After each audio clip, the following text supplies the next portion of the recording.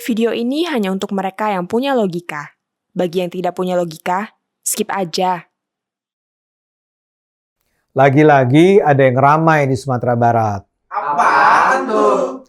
Bulan Juli lalu kan DPR baru saja meluncurkan undang-undang khusus tentang Provinsi Sumatera Barat. Nah, sekarang undang-undang itu digugat di Mahkamah Konstitusi. Ya, undang-undang itu dianggap bertentangan dengan Undang-Undang Dasar 45. Para penggugat adalah kelompok masyarakat bernama Jagolanggai. Anggotanya adalah mereka yang berasal dari suku Mentawai yang tinggal di Kabupaten Mentawai yang adalah bagian dari Sumatera Barat. Mungkin banyak ya di antara penonton yang kurang mengenal Mentawai. Suku ini memang merupakan minoritas di Sumatera Barat, tapi mereka sudah tinggal di Sumatera Barat sejak berabad-abad yang lalu. Bahkan mereka bisa disebut sebagai salah satu kelompok penduduk asli di daerah itu. Nah, mereka sekarang terancam keberadaannya. Mereka diabaikan sama sekali hak-haknya oleh Undang-Undang Provinsi Sumatera Barat. Memang mengherankan. Di satu sisi, Kabupaten Kepulauan Mentawai secara administratif diakui sebagai bagian dari Provinsi Sumatera Barat. Tapi keberadaan adat istiadat dan budaya Mentawai diabaikan begitu saja. Yang jadi masalah, undang-undang ini secara tegas menyatakan dalam hal adat dan budaya, Sumatera Barat akan melandaskan diri pada syariat Islam yang ada dalam Al-Quran.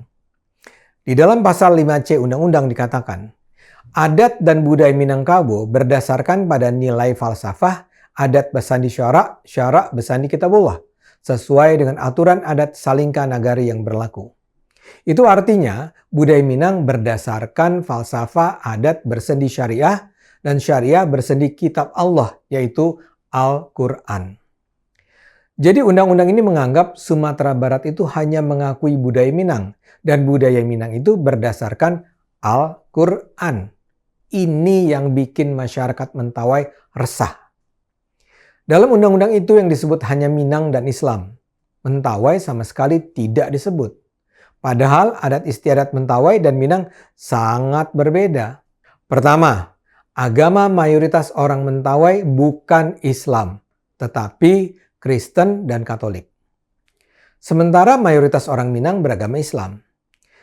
Warga Mentawai juga memiliki bahasa sendiri yang sangat berbeda dengan bahasa Minangkabau. Hubungan kekerabatan Mentawai pun beda.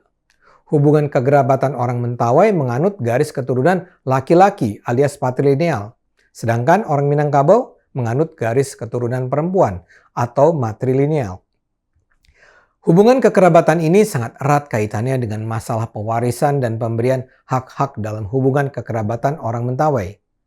Dalam syariah Islam yang dipercaya orang Minang, hak waris anak pria lebih besar dari hak waris anak perempuan.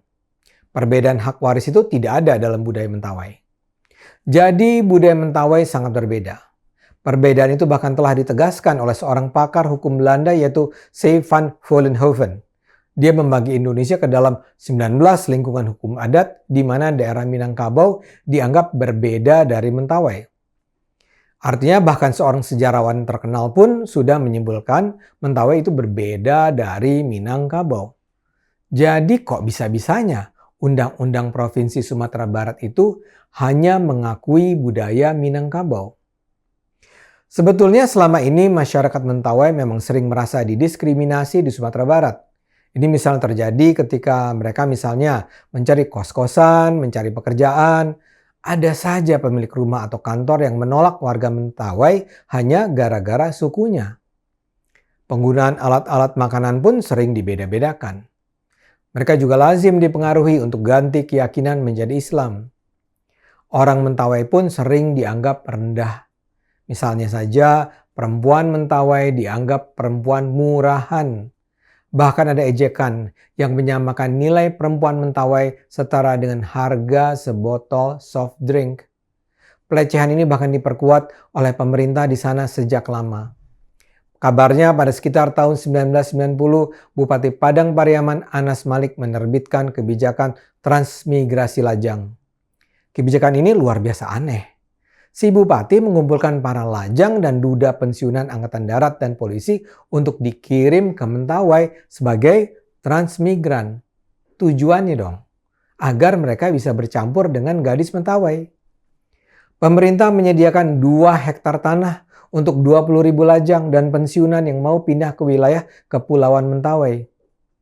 Kisah ini merupakan sejarah yang sangat menyakitkan yang sampai sekarang dikenang masyarakat Mentawai.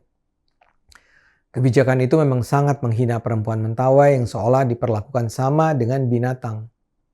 Karena latar belakang itulah, kelompok Jago Langgai sekarang meminta Mahkamah Konstitusi membatalkan undang-undang tersebut. Atau setidaknya menyatakan undang-undang itu tidak diberlakukan untuk masyarakat Mentawai yang tinggal di Sumatera Barat. Mereka khawatir kalau undang-undang itu dijalankan akan lahir peraturan-peraturan daerah berdasarkan hukum Islam. Kalau itu ditetapkan, akibatnya semua warga di Sumatera Barat harus tunduk pada syariat. Yang melanggarnya bisa kena sanksi pidana. Jadi, kalau orang Mentawai yang Kristen tidak mau menjalankan syariat, dia bisa terkena hukuman pidana. Contoh sederhananya adalah soal makanan. Dalam syariah, babi jelas haram dimakan. Sementara bagi orang Mentawai, babi adalah makanan sehari-hari. Karena itu kalau ada orang Mentawai makan babi, dia bisa ditangkap atau didenda karena adanya perda bernama syariah yang melarang makan babi. Saat ini permintaan masyarakat Mentawai sedang disidang di Mahkamah Konstitusi. Kita harapkan para hakim MK bersedia mengabulkan permintaan tersebut. Ayo gunakan akal sehat, karena hanya kalau kita gunakan akal sehat, negara ini akan selamat.